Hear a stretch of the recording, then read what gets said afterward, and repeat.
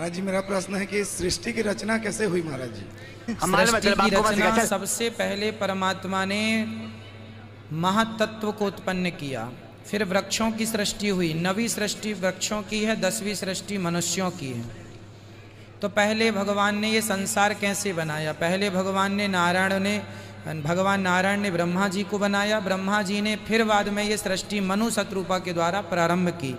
12 भगवान ने पृथ्वी की स्थापना की और इसके बाद सृष्टि धीरे धीरे चल पड़ी। ब्रह्मा जी ने इसको शुरुआत किया। मनु शत्रु, हम मनु की संतान है, इसलिए हमें मनुष्य कहते हैं। मजा नहीं आ रहा। सॉरी। भगवान शिव और शक्ति ने ब्रह्मा जी को जगत सर्जन की शक्ति प्रदान की और ब्रह्मा जी ने क्रमशः जगत को प्रकट किया। ये जो हम सब अपनी आंखों के द्वारा जब सब कुछ देख रहे हैं, सब ब्रह्मा का सर्जन है। बहुत सारे सृष्टि का निर्माण किया। गगन सृष्टि, नभ सृष्टि, भू सृष्टि, जल सृष्टि, वनस्पति सृष्टि, देवता सृष्टि, दानव सृष्टि, मानव सृष्टि, भूतादि सृष्टि, बहुत सारे सृष्टि का सर्जन किया है।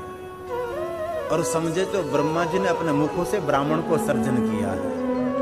ऐसे कर्म नहीं धरती नहीं आकाश रहा, नहीं काया नहीं माया, ब्रह्मा विष्णु वो न रहना, तब जीव कहाँ से आया, तब जीव कहाँ रह, कौन रह। साले को बम से उड़ा दूंगा एक बार हाथ में आ जाए। अरे बाबा मेरे दो मिट्टी चुरा ले गई ना पसाले के धरती पर, कैसे राक्षस रहल उ चुरा ले गई। तो मत्स्य रूप, कच्छ रूप, बराह रूप भगवान वही धर के तब बंदा में धर निकाल के। तो वही के कहना कि कच्छ रूप, मत्स्य रूप, बराह रूप, भगवान 3 रूप बना के सब धरती के चुरा के ले। मजा नहीं आ रहा है। बन के तैयार हो गया। मिट्टी पानी कारण से दुर्गा जी बन गई, सरस्वती जी और लक्ष्मी जी बन गई। ये दुनिया बना, इसका कारण क्या है? भगवान कौन कारण से दुनिया बनाया? ब्रह्मा जी? कोई पता नहीं। बंधुओं और साहिब कबीर पूछते हैं, भगवान ने दुनिया क्यों बनाया? भगवान को बनाने का क्या जरूरी पड़ा? ये दुनिया क्यों बनाया? और बनाया तो ये दुनिया सुखमय बनाया कि दुखमय? ये दुनिया के लोग सुखी है कि दुखी? ये दुनिया का लोग कैसा है जी? सुखिया है कि दुखिया? दुखिया दुनिया भगवान क्यों बनाया? क्या जरूरी लगा था भगवान को दुखिया दुनिया बनाने का? क्यों बनाया? बंधुओं, कोई सवाल का जवाब ये दुनिया में कबीर साहब के प्रश्न का जवाब कोई देने वाला नहीं। कबीर साहब तो यहां तक प्रश्न कर दिए कि सेत बांध के पार गए, सेत बांध के पार गए, सीता के भरतार, ताही अगस्त मुनि अच गयो, इनमें को करतार। कि सीता के दुल्हा राम सेत बांध रामेश्वर बांध कर लंका गए और रावण को मार के गिराया। अब उसी रामायण में लिखा है कि अगस्त मुनि एक चिरुआ में समुद्र को उठा के पी गया। तो साहिब कबीर पूछते हैं कि बताओ, पुल बनाने वाला बड़का कि एक चिरुआ में पी जाए वाला बड़का? कौन बड़का? बड़का कौन होगा? पीने वाला बड़का होगा। आज पीने वाला की पूजा कोई नहीं कर रहा है, सारा दुनिया पुल बनाने वाले के पीछे पड़ा हुआ। साहब कबीर पूछते हैं, गिरवरधारे कृष्ण जी, धौलागिरी हनुमंत, अशेषनाग सब सृष्टि संहारे, तो इनमें को भगवान? ऐ तुम्हारे ग्रंथ में लिखा है गोवर्धन पहाड़ को कृष्ण ने उठाया, धौलागिरी को हनुमान ने उठाया और पूरे सृष्टि को शेषनाग ने उठाया। तो ये तीनों में बड़का के? ये तीनों में बड़का क्या होगा? शेषनाग का पूजा कौन करता है? शेषनाग के देख लिया तो सोटा से थूथना थूर देता है उसका। साहब पूछते हैं, काटे बंधन विपत्ति में कठिन कियो संग्राम। अब मैं तो ही पूछो पंडिता, गरुड़ बड़ा की राम? बड़ा कौन? राम जब नाग फांस में बंध गए थे, किसने काटा नाग फांस? गरुड़ ने। तो गरुड़ बड़ा की राम? कहां ही कोई बात का जवाब नहीं है। मैं तो यहां तक पूछता हूं, ये शिव चर्चा करने वाली महिला और पुरुष हरिंदर को कहती है भैया। अब भैया के पत्नी के लगेगी रिश्ता में? भैया के पत्नी कौन लगेगी रिश्ता में? भाभी। तो नीलम को भाभी कहना चाहिए ना। कोई रिश्ता नहीं है, हरिंदर भैया, नीलम दीदी। अगर नीलम दीदी है, अगर नीलम दीदी है तो दीदी के दूल्हा के लगेगा? ओहो कोई रिश्ता नहीं। जो मन में आवे वही धर्म है, वही मुक्ति का मार्ग है, कहीं सच्चाई नहीं। बंधुओं, जब भगवान राम रावण को मारे, रावण अभी जिंदा था, अभी मरा नहीं था पूर्ण रूप से। भगवान राम अपने भाई लखनलाल जी को कहे कि रावण बहुत बड़ा राजनीतिज्ञ था, जाकर के जरा राजनीति सिखाओ। लखनलाल जी गए तो रावण पूछा, कौन है जी? कहा, हम राम के भाई लखनलाल जी हैं। किधर आए हो? कहा, कुछ राजनीति सीखने आया हूं, भाई भैया हमारे भेजे हैं। तो रावण कहा, तुम्हारे खानदान में कोई होशियार आदमी है, विवेकी आदमी है जो राजनीति सीखेगा? लखनलाल जी ने कहा, मेरे घर में कोई होशियार नहीं। कहा, एक भी नहीं। कहा, कैसे?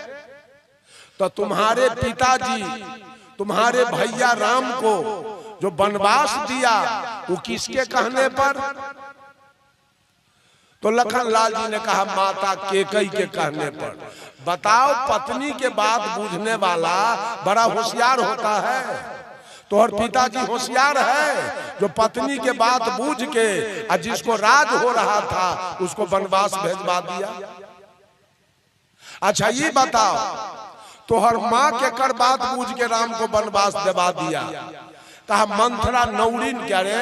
नौरिन के बात बूझने वाली रानी बड़ी होशियार होती है। तो हर माँ होशियार थी जो नौरिन के बात बूझ के राम को वनवास दिवा दिया।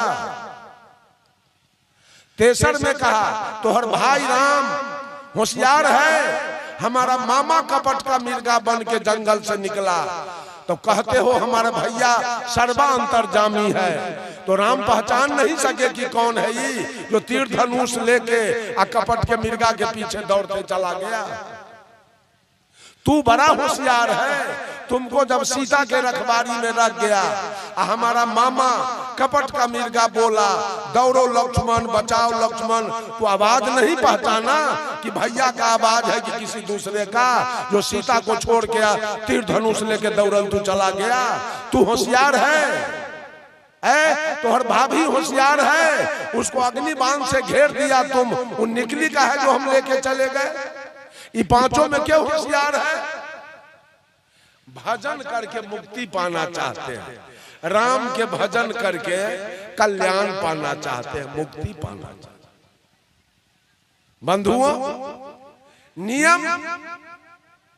नियम को तोड़ा गया, प्राकृतिक नियम को तोड़ा गया।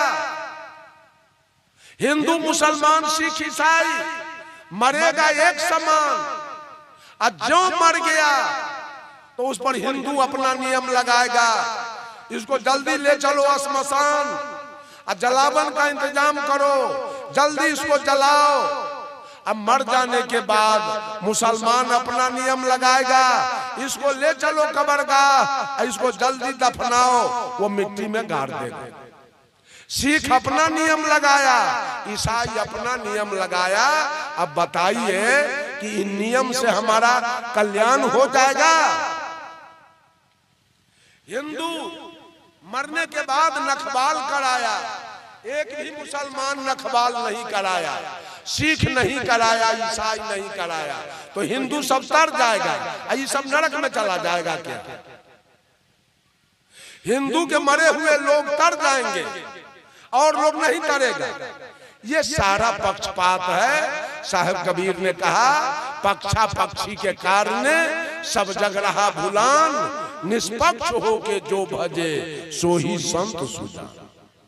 सारे लोग अपना अपना पक्ष में लगे हुए हैं। हिंदू में जा रहा है कोई आदमी, अब बिलाई अगर रास्ता काट दिया तो उसी जगह ही खड़ा रहेगा, मोटरसाइकिल आ कार जीप लेके खड़ा। एको को मुसलमान खड़ा नहीं होता है, वो बिलाई रहे चाहे सियार रहे, वो चलते बनता है तो ओकर गाड़ी उलट जाता है, एक्सीडेंट हो जाता है। नहीं, वो आपका नियम है। हिंदू लोग हाथ दिखाता है, एको को मुसलमान हाथ पंडा से नहीं दिखाता है। क्या हो गया उसको?